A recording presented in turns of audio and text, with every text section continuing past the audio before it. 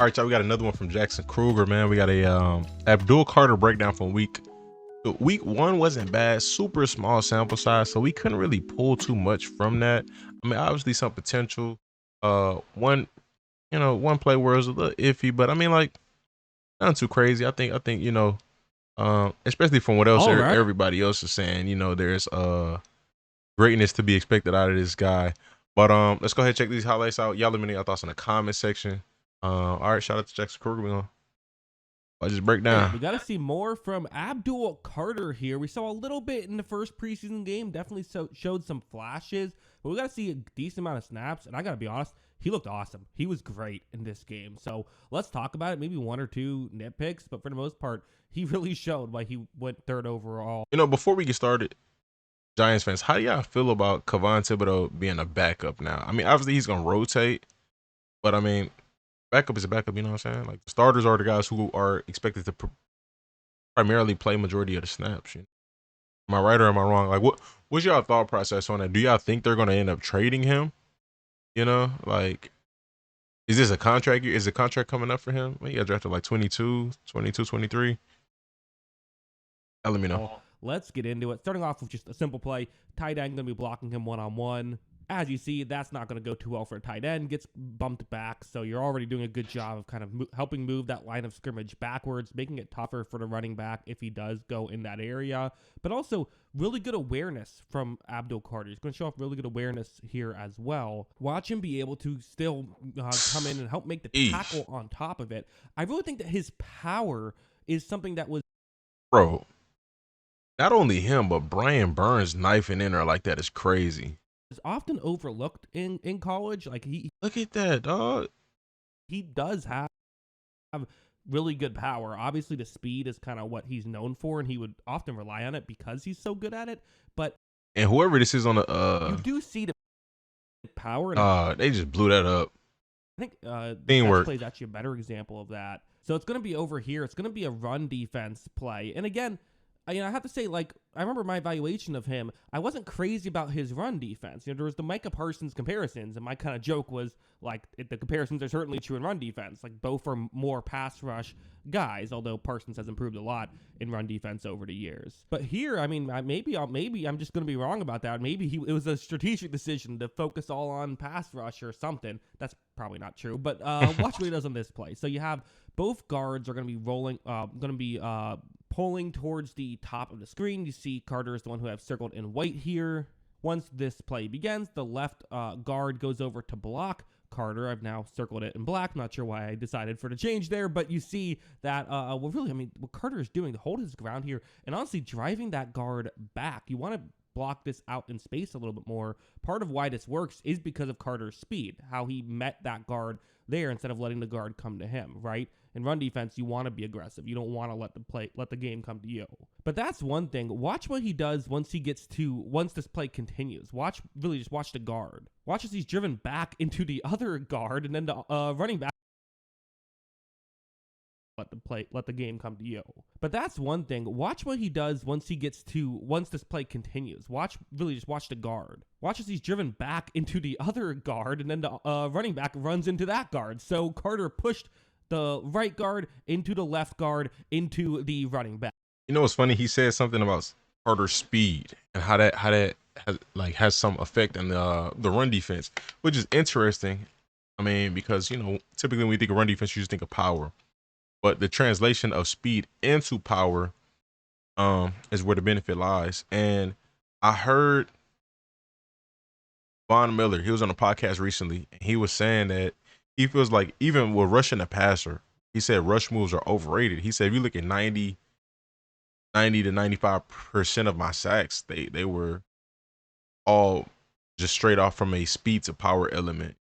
Like, the rush moves are cool, the spin moves are nice, they look flashy, but that speed to power element, is primarily how you get those sacks. And I can see that too, in run defense, being able to jump off the line quicker than an offensive lineman, catch him off guard, get a nice push, and then that'll help delay some of that run, and hopefully a teammate can get there, or hopefully you can make a play. But just interesting thing that came into my mind. back. Get all that? Yeah, good. Impressive stuff. Showing the strength that this guy has. It's truly remarkable. Also, this play, which isn't, some of these plays don't necessarily amount for everything, but are still they show what he can do. It's once again him going up one-on-one against a tight end right here, which okay, listen, is that a mismatch? Sure. But also, you're going to go up one-on-one against tight ends, at times. That's kind of how this works, right? When this play begins, you see pretty quickly, really, it's going to be his left hand that he's going to use here. I think the hands is another thing that he's really good at. Watch him drive that tight end over. Now, there was other players, but honestly, he still had a pretty big impact in this play, even if you're not going to get credit for a tackle or anything like that, because he tied up some of those other players. They weren't able to go out and make the blocks that they wanted to make. Carter was able to, help them out by getting around his first block initially. Sometimes that's all you need to do. And again, more than anything, more than the actual, impact of the play, it just goes to show. Hey, I'm gonna give Carter his credit, bro. But that D line they're doing work. Not gonna lie.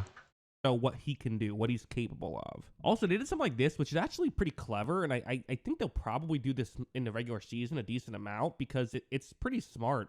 So you have him lined up as the edge rusher on this play, but they're also going to have a player blitz off the edge. Okay, makes sense. So if you're the Jets, how would you want to approach this? Well, probably what you want to do is have your right guard now block Carter to tackle block the blitzer. Simple enough. Except when this play begins, as they're trying to get in position, the guard's a little bit slow in getting over there. Not badly. I actually would say he picks this up pretty well, but just you're going to be a little bit slow when there's a blitz. That's why you blitz, to kind of get guys a little bit jumbled.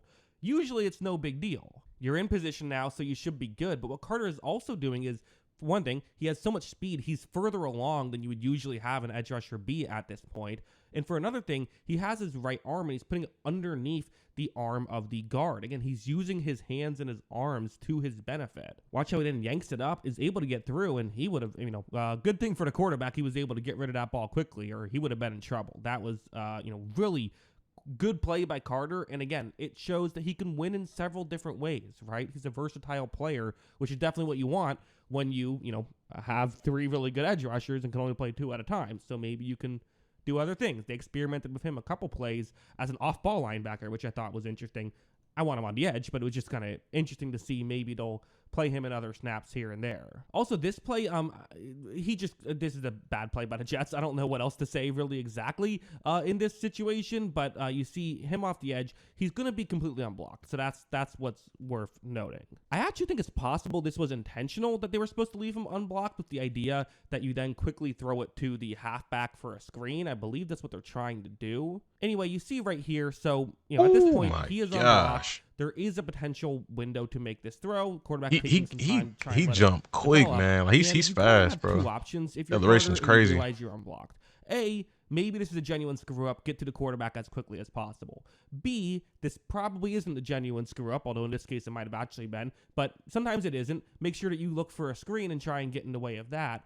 Or C, maybe it's a screen, but you can still try and get to the quarterback and blow it up that way. He's going to go with C, and he's going to succeed. Again, the athleticism to get there as quickly as he can, the speed to get there as quickly as he can. It's impressive stuff there from Abdul Carter, even if, yes, this was a easier situation. You're not often going to have those situations where you're completely unblocked, but ultimately it's, it's still a good play by Carter. Still a very good play by Carter. Okay, I promised nitpicks. Really, it's just the one nitpick. So I actually considered showing a play earlier when he got chipped and wasn't really ready for it. But I figured, whatever, it's one play.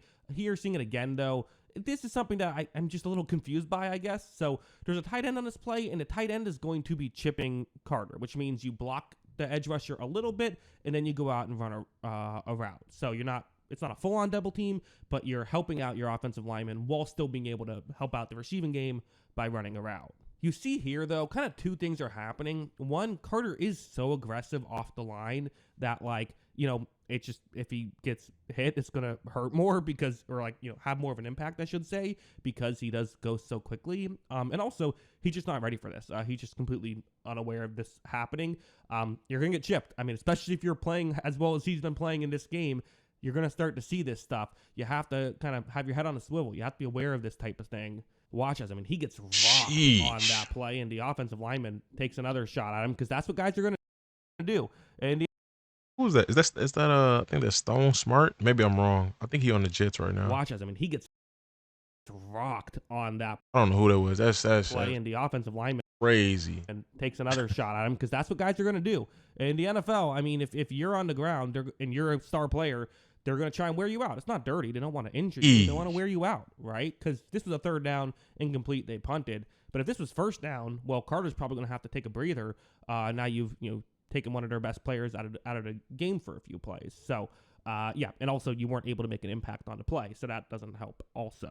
So yeah, got to be aware of that stuff. But again, if your takeaway from this is, oh, well, he has things to improve upon, that's not untrue, but like there was some impressive stuff here from Abdul Carter. And I was, listen, I thought that he should have gone third overall. I thought that was the right decision. I'm even more impressed with the preseason performance than I was. And I was already that high on him, right? I mean, this is good stuff. And while I kind of viewed him as like, oh yeah, he's probably going to be like a number one edge rusher, I don't know. Could he be like an elite level edge rusher? Is that what's going to happen? Is he going to actually be Micah Parsons or TJ Watt or some of these guys? Okay, I'm getting ahead of myself. It's a good preseason performance, but still, very good preseason performance. That's what I think. What do you think? Let me know in the comments below. Always love hearing from y'all. Yeah, let me know your thoughts in the comment section, man. Really appreciate y'all comments. Sometimes be some good insight. I mean, majority of takeaways from this is just good, so I don't really got too much to say. I mean, chips, that stuff happens, is what it is. But yeah. Appreciate y'all for watching. Subscribe, stay tuned. Stay blessed.